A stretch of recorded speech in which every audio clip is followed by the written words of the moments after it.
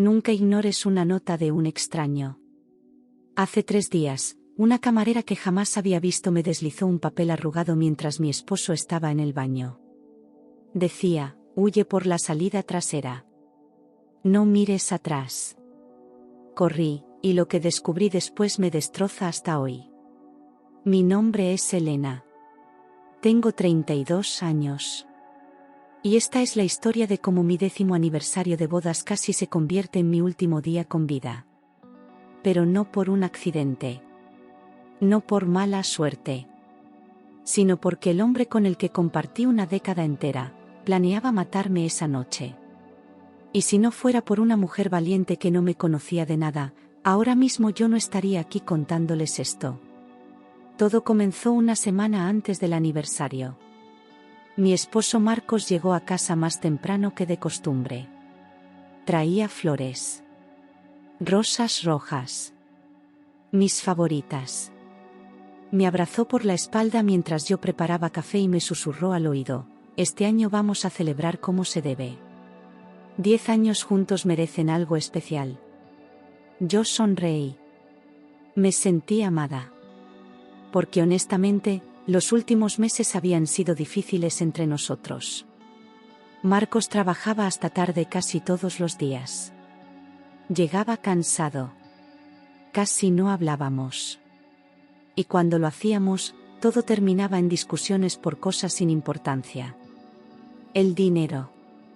Las facturas. Su mal humor constante. Pero esa tarde, con las flores en mis manos, pensé que tal vez las cosas estaban mejorando. Que él también extrañaba lo que teníamos al principio. Ese amor sincero que nos hizo prometernos todo frente a un altar. Reservé una mesa en un restaurante increíble, me dijo esa noche mientras cenábamos. Está un poco lejos de la ciudad, pero vale la pena. Dicen que la comida es de otro nivel. Y quiero que tengamos una noche solo para nosotros. Sin distracciones. Sin teléfonos. Solo tú y yo. Me emocioné. No voy a mentir. Hacía años que no salíamos a cenar solos. Que no nos vestíamos elegante para el otro. Que no nos tomábamos de la mano sin pensar en las cuentas por pagar o en las peleas pendientes. Le dije que sí. Que me parecía perfecto. Y durante toda esa semana, me dediqué a imaginar cómo sería esa noche. Compré un vestido nuevo. Negro. Ajustado. Elegante. Me hice las uñas. El cabello. Quería verme bien para él. Quería que me mirara como antes. Como cuando éramos novios y él decía que yo era la mujer más hermosa del mundo. El día del aniversario llegó. Era un sábado. Marcos se levantó temprano y salió a hacer unos encargos. Regresó al mediodía con una sonrisa extraña. No sé cómo explicarlo. Era una sonrisa que no llegaba a sus ojos. Como si estuviera nervioso. Pero cuando le pregunté si todo estaba bien, me dijo que sí. Que solo estaba emocionado por la noche. A las 7 de la tarde, nos subimos al auto. Él manejaba. Yo iba en el asiento del copiloto, mirando por la ventana mientras salíamos de la ciudad. Las calles se volvieron más oscuras. Más vacías. El restaurante estaba en una zona que yo no conocía. Rodeado de árboles. Lejos de todo. ¿Estás seguro de que es aquí?, le pregunté. Confía en mí, respondió sin mirarme. Y yo confié. Porque eso es lo que haces cuando amas a alguien, ¿no? Confías. Llegamos al restaurante a las 8. Era un lugar pequeño pero bonito. Luces tenues. Mesas de madera. Música suave de fondo. Solo había otras 3 parejas cenando. Todo parecía tranquilo. Normal. Nos sentamos en una mesa cerca de la ventana. Marcos ordenó vino. Yo pedí agua. Él insistió en que tomara vino también. Es nuestro aniversario, amor. Relájate un poco. Acepté. Brindamos. Hablamos de recuerdos. De nuestro primer beso. De la vez que me propuso matrimonio en la playa. De todo lo que habíamos construido juntos. Pero algo no se sentía bien. No sé qué era exactamente. Tal vez la forma en que él miraba su reloj cada 5 minutos. O cómo se movía inquieto en su silla. O cómo evitaba sostenerme la mirada por más de 3 segundos. ¿Estás bien?, le pregunté. Perfectamente, respondió. Pero su voz temblaba. Entonces llegó la camarera. Una mujer joven. Tal vez de unos 25 años. Cabello castaño recogido en una cola. Ojos verdes. Delantal blanco. Nos preguntó qué queríamos ordenar. Marcos pidió por los dos. Cosa que nunca hacía. Normalmente me dejaba elegir mi propia comida. Pero esa noche, él ordenó todo. Entrada. Plato fuerte. Postre. Sin preguntarme qué quería. La camarera anotó todo y se fue. Marcos se levantó casi de inmediato. Voy al baño, dijo. Y ahí fue cuando pasó. Cuando todo cambió. La camarera regresó a nuestra mesa. Pero no traía comida. Ni bebidas. Nada. Solo se acercó a mí con paso rápido. Miró hacia el pasillo donde Marcos había desaparecido. Y luego me puso algo en la mano. Un papel doblado. No preguntes. Solo lee, susurró.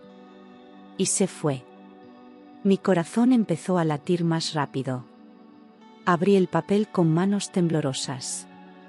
Y leí las palabras escritas con tinta azul en letra apurada. Huye por la salida trasera. No mires atrás. Tu esposo pagó para que pusiera algo en tu comida. No lo hice. Pero debes irte ahora. Me quedé helada. Leí la nota 2 veces. 3. 4. No podía ser real. No podía estar pasando. Esto era una broma. Una confusión. Algo.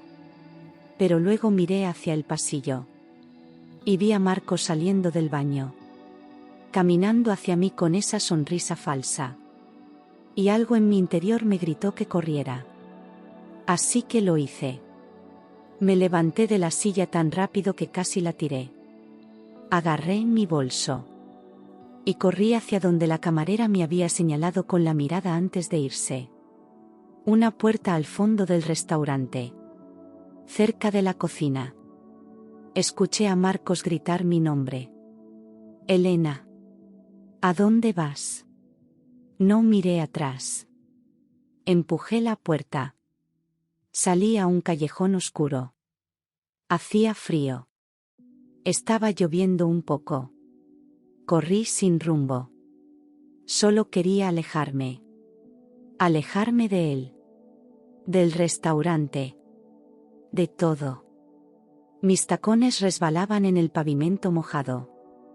Me quité los zapatos y seguí corriendo descalza. Las piedras me lastimaban los pies, pero no me importaba. Tenía que llegar a algún lugar seguro. Vi luces a lo lejos. Una gasolinera. Corrí hacia allá. Entré, jadeando. El empleado me miró asustado. ¿Está bien, señora? Necesito un teléfono, le dije entre lágrimas. Por favor. Me prestó el teléfono de la tienda. Marqué el número de mi hermana. Contestó al segundo timbrazo. Carla, ayúdame, le dije sollozando. Necesito que vengas por mí. Por favor.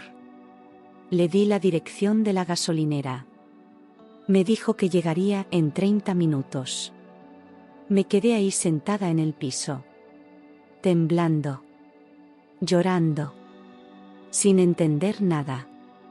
¿Qué había en mi comida? ¿Qué planeaba hacerme Marcos? ¿Por qué? ¿Por qué el hombre que me juró amor eterno quería hacerme daño? Mi teléfono empezó a sonar. Era él. Rechacé la llamada. Volvió a llamar. Rechacé de nuevo. Mensajes empezaron a llegar uno tras otro. Elena, ¿dónde estás? Por favor, regresa. Podemos hablar. Fue un malentendido. Esa camarera está loca. Te amo. Por favor. Bloqueé su número. Cuando Carla llegó, me abrazó fuerte. No me hizo preguntas. Solo me llevó a su casa. Me dio ropa seca, té caliente, y me dejó llorar en su sofá hasta que me quedé dormida. Al día siguiente, desperté con un solo pensamiento: necesitaba respuestas.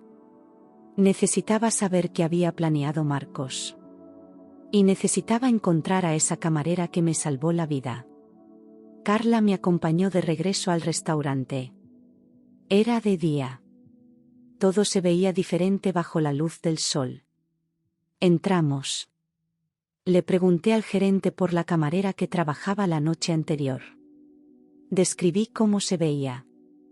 Ah, habla de Sofía, dijo el gerente. Renunció esta mañana. Dijo que tenía una emergencia familiar y se fue. ¿Tienes su número? ¿Su dirección? Pregunté desesperada. Lo siento. No puedo dar esa información. Pero insistí. Le conté parte de lo que había pasado. Le dije que esa mujer me había salvado. Que necesitaba hablar con ella.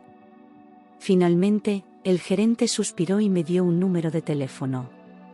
Es todo lo que tengo, dijo. Salí del restaurante y marqué el número. Sonó 4 veces. Pensé que no contestaría. Pero entonces escuché su voz. Hola. Sofía, dije. Soy Elena. La mujer del restaurante. La de anoche. Hubo silencio. Gracias, continué.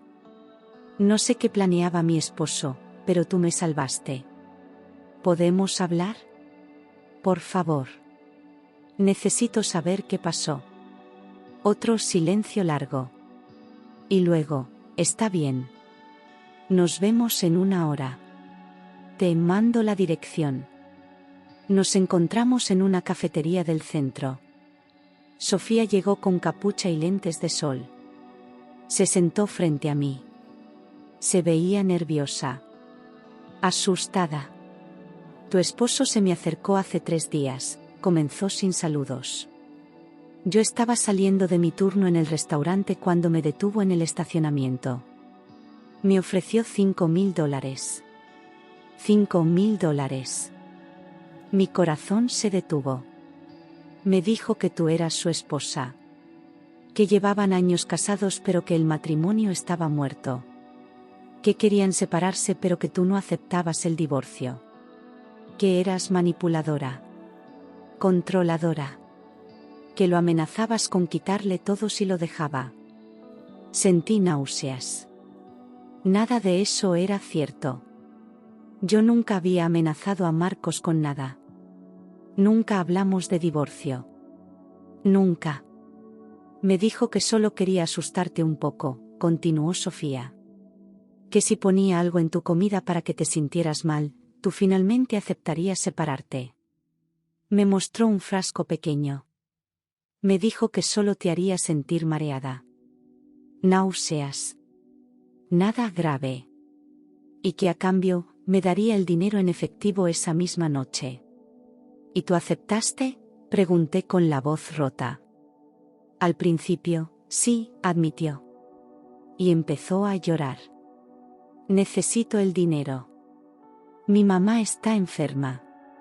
Las facturas del hospital son imposibles de pagar con mi sueldo. Y él me prometió que no era nada peligroso.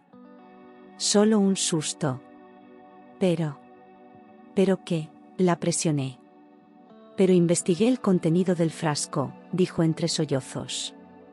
Busqué en internet el nombre que tenía escrito. Y encontré que no era solo algo para marearte. Era veneno. Una dosis pequeña pero letal si se combina con alcohol. Y él te había pedido que tomaras vino. El mundo se detuvo. Marcos no quería asustarme. No quería que me sintiera mal. Quería matarme. Y hacerlo pasar como un accidente. Una reacción alérgica. Una complicación de salud. Algo que no lo señalara a él. Cuando descubrí la verdad, entré en pánico, continuó Sofía. No podía hacerlo. No podía ser parte de un asesinato. Así que cuando vi que él se levantó de la mesa, corrí hacia ti y te di la nota. Sabía que tenías que salir de ahí. Y después de que te fuiste, él me buscó en la cocina.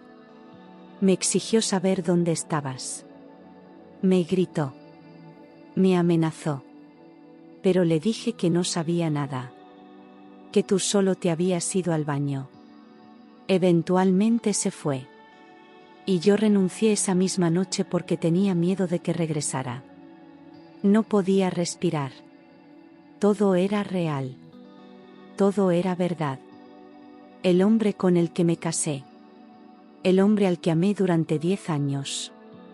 Había planeado mi muerte con la misma calma con la que planeaba unas vacaciones. ¿Por qué? Susurré. ¿Te dijo por qué quería hacerme esto? Dijo que tenía deudas. Muchas. Y que tú tenías un seguro de vida a su nombre.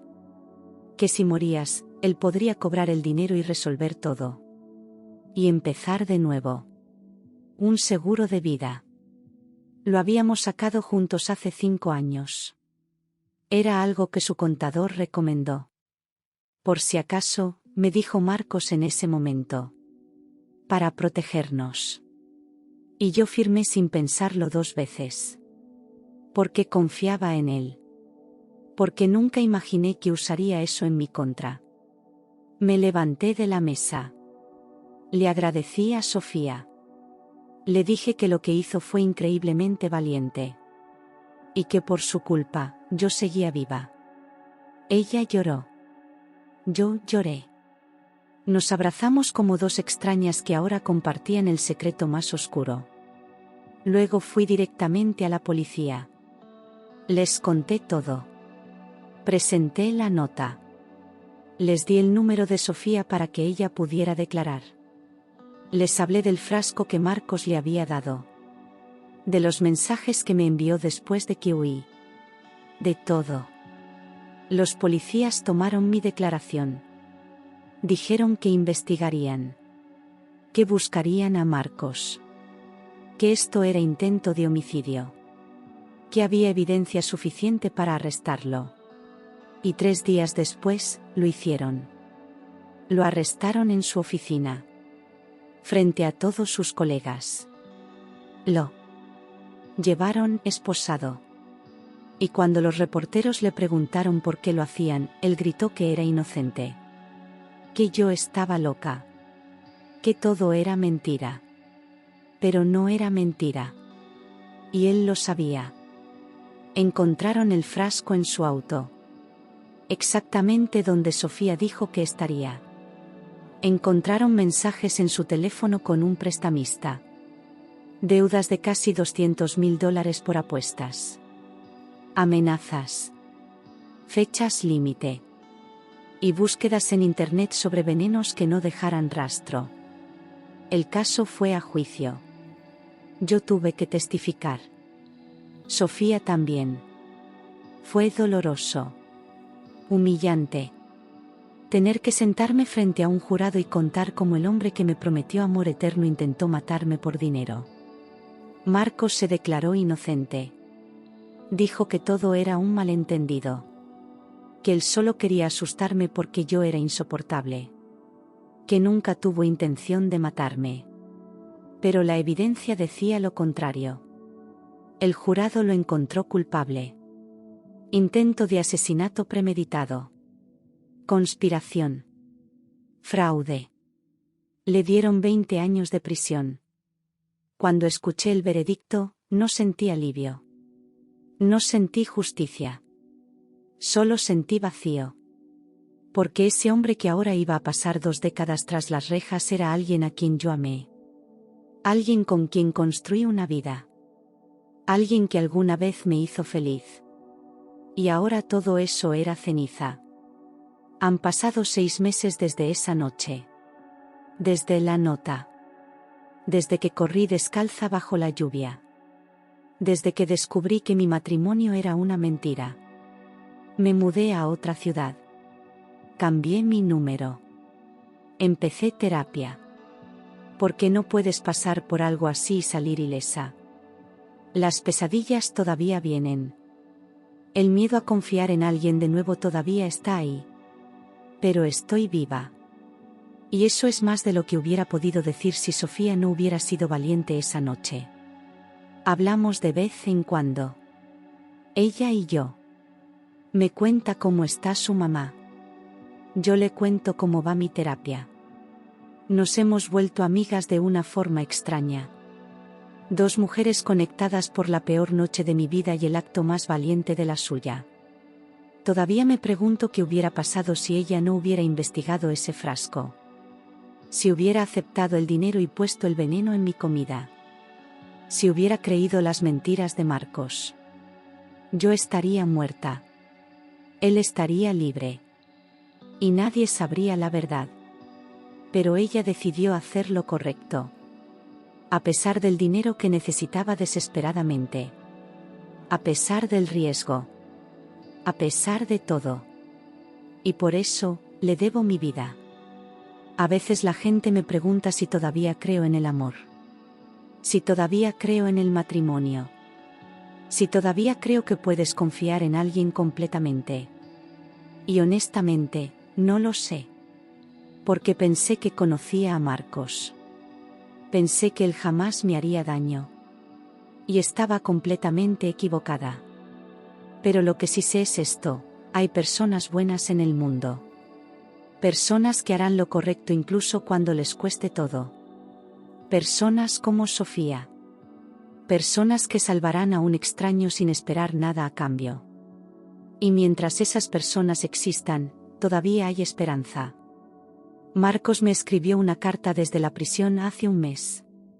No la abrí. No sé si algún día lo haré. Parte de mí quiere saber qué tiene que decir. Si se arrepiente. Si entiende lo que hizo. Si alguna vez me amó de verdad o si siempre fui solo un medio para un fin. Pero otra parte de mí ya no necesita esas respuestas. Porque nada de lo que diga cambiará lo que pasó. Nada borrará el hecho de que él planeó mi muerte. Que me miró a los ojos mientras brindábamos por nuestro aniversario sabiendo que iba a ser mi última cena. Así que la carta sigue guardada en un cajón. Sin abrir. Y probablemente se quede así para siempre. He aprendido a vivir con las cicatrices que esta experiencia dejó. A caminar por la calle sin mirar constantemente sobre mi hombro. A dormir sin despertarme gritando. A comer en restaurantes sin preguntarme si alguien puso algo en mi plato. Es un proceso lento. Pero estoy mejorando. También cancelé ese seguro de vida. Obviamente. Y me aseguré de que Marcos no fuera beneficiario de nada mío. Cambié mi testamento. Mis cuentas bancarias. Todo. Porque si algo aprendí de esto es que tienes que protegerte. Incluso de las personas que se supone que te aman. Especialmente de ellas. Mi hermana Carla ha sido mi roca durante todo este tiempo. Me dejó quedarme en su casa durante meses. Me acompañó a cada audiencia. Me abrazó cuando no podía parar de llorar. Me recordó que yo no tenía la culpa. Que nada de esto era mi responsabilidad. Y tiene razón. Yo no hice que Marcos se endeudara. Yo no lo obligué a planear mi asesinato. Yo no tomé ninguna decisión que llevara a ese momento. Él lo hizo. Solo él. Y ahora está pagando las consecuencias. Hay días buenos. Días donde puedo reírme. Donde puedo imaginar un futuro que no esté manchado por esto. Donde puedo pensar en la posibilidad de volver a amar sin sentir terror. Y hay días malos. Días donde no puedo salir de la cama. Donde cada sonido me asusta. Donde me pregunto si podré confiar en alguien de nuevo. Pero sigo adelante. Porque eso es lo que haces cuando sobrevives algo así. Sigues adelante. Un día a la vez. Un paso a la vez. Y cada vez que pienso en rendirme. En dejar que el miedo gane. Recuerdo a Sofía. Recuerdo su valentía. Su decisión de hacer lo correcto a pesar de todo. Y me digo a mí misma, si ella pudo ser valiente esa noche, yo puedo ser valiente hoy. Entonces me levanto. Me visto. Salgo al mundo. Y sigo viviendo. Porque Marcos quería que yo muriera. Y no voy a darle ese gusto. Voy a vivir. Voy a sanar. Voy a ser feliz de nuevo. No por él. No a pesar de él. Sino por mí. Porque me lo merezco. Y porque cada día que vivo es una victoria contra el hombre que intentó arrebatármelo todo. Esta es mi historia. Es oscura. Es dolorosa. Es aterradora. Pero también es una historia de supervivencia. De coraje. De una extraña que se convirtió en heroína. Y si hay algo que quiero que se lleven de esto es lo siguiente: confíen en sus instintos. Si algo se siente mal, probablemente lo está. No ignoren las señales de alarma. No justifiquen el comportamiento extraño de las personas cercanas a ustedes. Y si alguna vez, una extraña les pasa una nota diciéndoles que corran, corran. No hagan preguntas. Solo corran. Porque esa extraña podría estar salvándoles la vida. Como Sofía salvó la mía. Necesito retroceder un poco en mi historia porque hay detalles importantes que no he compartido. Detalles que explican cómo llegamos a ese punto. Porque nadie se despierta un día y decide matar a su pareja sin razón. Siempre hay señales. Siempre hay un camino que lleva a ese momento oscuro. Y en retrospectiva, yo puedo ver ese camino claramente ahora. Los problemas financieros de Marcos comenzaron hace aproximadamente 2 años. Él siempre había sido responsable con el dinero. O al menos eso pensaba yo. Pagábamos las cuentas a tiempo. Teníamos ahorros. Vivíamos cómodamente sin lujos excesivos pero sin preocupaciones tampoco. Pero entonces él empezó a llegar tarde a casa. Me decía que tenía proyectos importantes en el trabajo. Reuniones con clientes. Horas extras que eventualmente se traducirían en un ascenso. Y yo le creía porque no tenía razones para dudar de él. Lo que no sabía era que esas reuniones eran en realidad noches en casinos. Apuestas deportivas. Póker con personas que él llamaba contactos de negocios. Al principio ganaba. Me enteré después de que las primeras semanas fueron buenas para él. Ganó suficiente dinero como para convencerse de que tenía un sistema. De que era bueno en esto. De que podía convertirlo en una fuente de ingresos real. Así funciona la adicción al juego. Te engancha con pequeñas victorias. Te hace creer que eres especial. Que tú sí puedes vencer al sistema. Y para cuando te das cuenta de que estás perdiendo, ya es demasiado tarde. Ya debes más de lo que puedes pagar. Marcos comenzó a pedir préstamos. Primero, a bancos. Cantidades pequeñas que podía justificar como inversiones en el negocio. Luego, cuando los bancos dejaron de aprobarle créditos por su historial, recurrió a prestamistas privados. El tipo de personas que no necesitan tu firma en un documento legal. Solo tu palabra. Y tu vida como garantía si no pagas. Yo no sabía nada de esto. Absolutamente nada. Porque él era cuidadoso. Manejaba las finanzas de la casa. Pagaba las cuentas desde su computadora. Me decía que todo estaba bien cuando yo preguntaba. Y yo confiaba en él porque éramos un equipo. Porque en 10 años de matrimonio, él nunca me había dado razones para desconfiar. Pero las señales estaban ahí.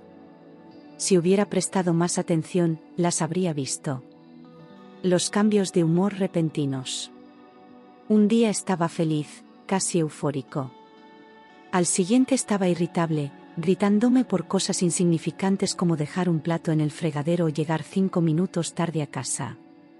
Las llamadas telefónicas que tomaba en privado. Se levantaba de la mesa durante la cena y se encerraba en el estudio. Cuando le preguntaba quién era, me decía, trabajo, con un tono que no admitía más preguntas. El insomnio. Lo escuchaba caminar por la casa a las 3 de la madrugada. Cuando le preguntaba si estaba bien, me decía que solo necesitaba un vaso de agua. Que no podía dormir. Que volviera a la cama. La pérdida de peso. En 6 meses perdió casi 15 kilos. Sus trajes le quedaban grandes. Tenía ojeras permanentes. Se veía cansado todo el tiempo. Cuando le sugerí que fuera al médico, se enojó. Me dijo que estaba bien. Que solo estaba estresado por el trabajo. Y yo acepté esas explicaciones porque quería creer que todo estaba bien.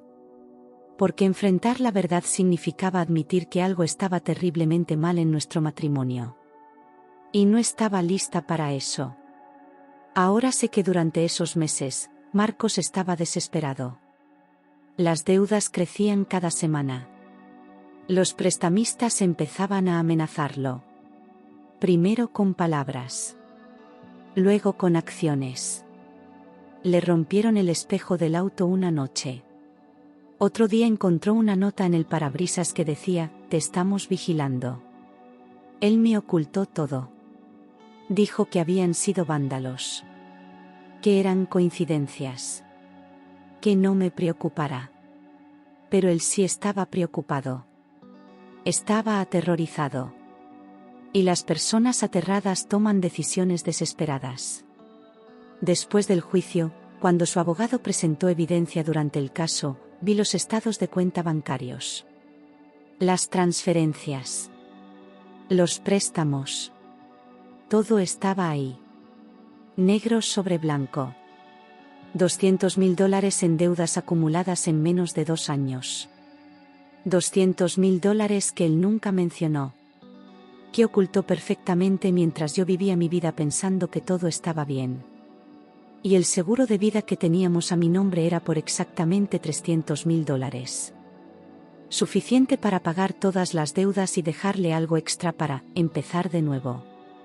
Empezar de nuevo. Sin mí.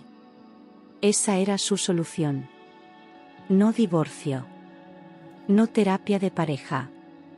No confesarme la verdad y trabajar juntos para resolver el problema. No. Su solución era matarme y cobrar el seguro como si yo fuera una inversión fallida que necesitaba liquidar. Cuando me senté en esa sala del tribunal y escuché todos los detalles. Cuando vi los mensajes que intercambió con los prestamistas. Cuando leí sus búsquedas de internet sobre veneno sin rastro, métodos para simular un ataque cardíaco, como cobrar un seguro de vida sin levantar sospechas, algo dentro de mí se rompió definitivamente. Porque este no era el hombre con el que me casé.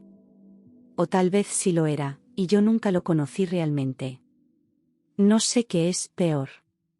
El Marcos que yo amaba era gentil. Considerado.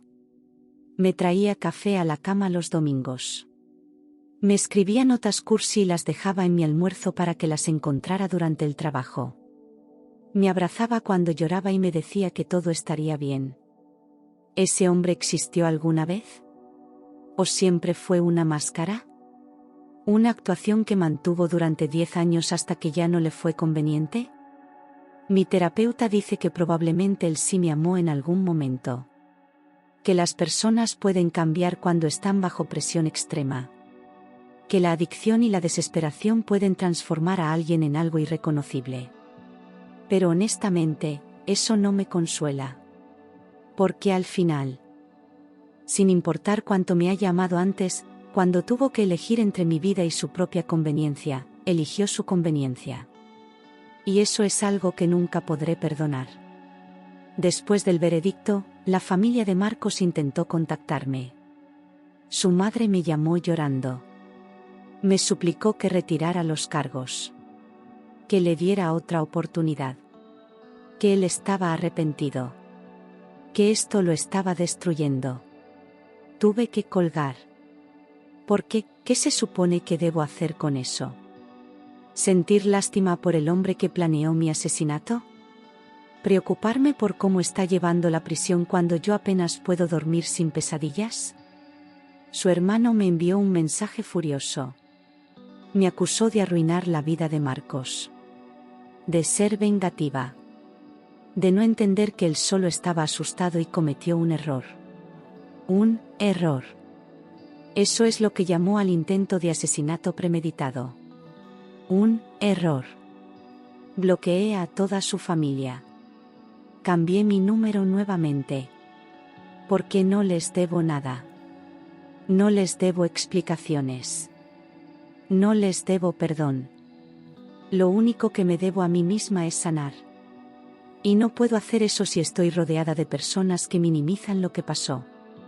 Mi propia familia ha sido increíble. Mi hermana, como mencioné, ha sido mi soporte principal. Pero también mis padres, que aunque viven en otro estado, me han visitado cada mes. Me llaman todos los días. Me recuerdan que soy fuerte. Que voy a salir de esto. Mi mamá llora cada vez que hablamos de lo que pasó. Se culpa a sí misma por no haber visto las señales. Por haber pensado que Marcos era un buen hombre. Por haberlo aceptado en la familia sin reservas. Le digo que no es su culpa. Que yo también pensé que era un buen hombre. Que todos lo pensamos.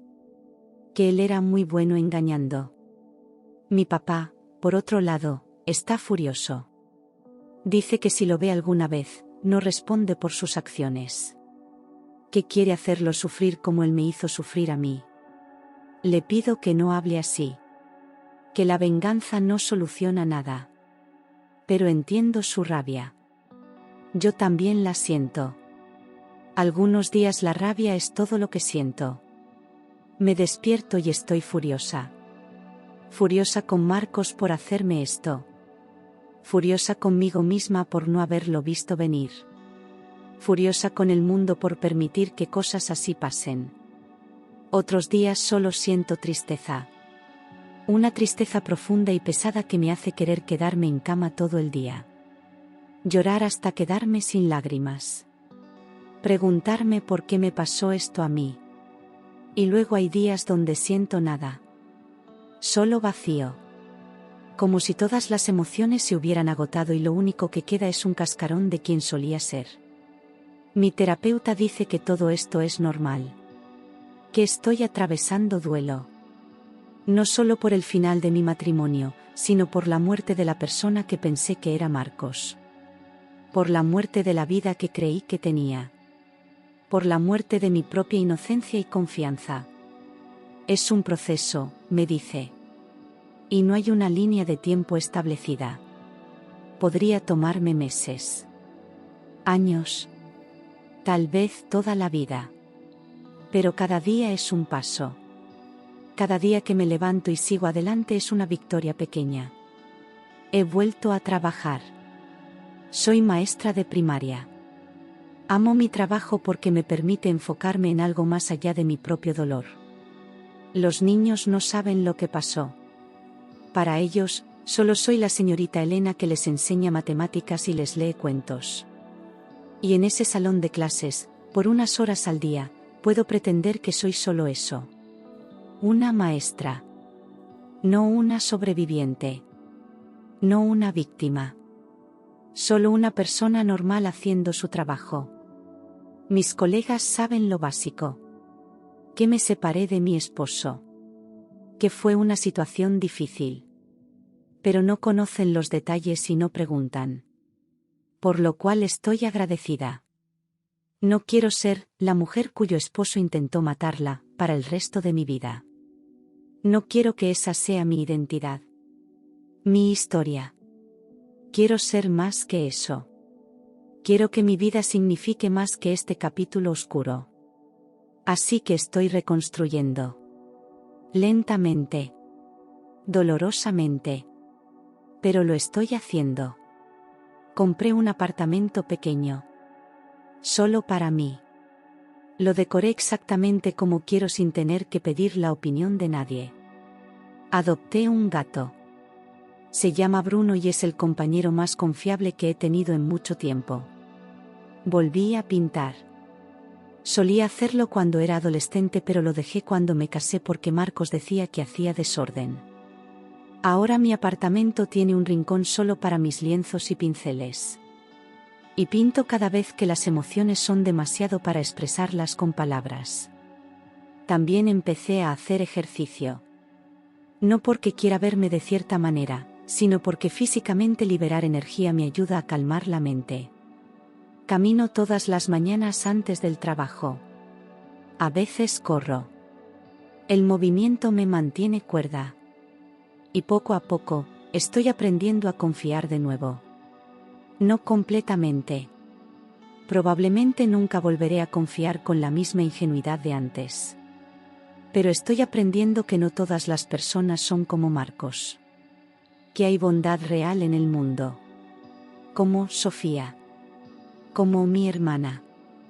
Como el terapeuta que me escucha cada semana sin juzgarme. Como mis padres que me aman incondicionalmente. Estas personas me recuerdan que vale la pena seguir adelante. Que la vida todavía tiene belleza a pesar del dolor. ¿Volveré a enamorarme algún día? No lo sé. La idea me aterroriza ahora mismo. Pero tal vez en el futuro, cuando haya sanado más, cuando las cicatrices no estén tan frescas, tal vez entonces pueda considerar abrir mi corazón de nuevo. O tal vez no, y eso también está bien. No necesito una pareja para ser completa. No necesito un matrimonio para ser feliz. Puedo construir una vida plena solo conmigo misma. Y eso es exactamente lo que estoy haciendo. Esta historia que les he contado no tiene un final feliz en el sentido tradicional. No hay reconciliación. No hay redención para Marcos. No hay un cierre perfecto donde todo vuelve a estar bien. Pero tiene algo mejor que eso. Tiene supervivencia. Tiene resiliencia. Tiene una mujer que se negó a ser víctima y decidió convertirse en sobreviviente. Y eso, al final del día, es suficiente. Sigue suscrito para más historias.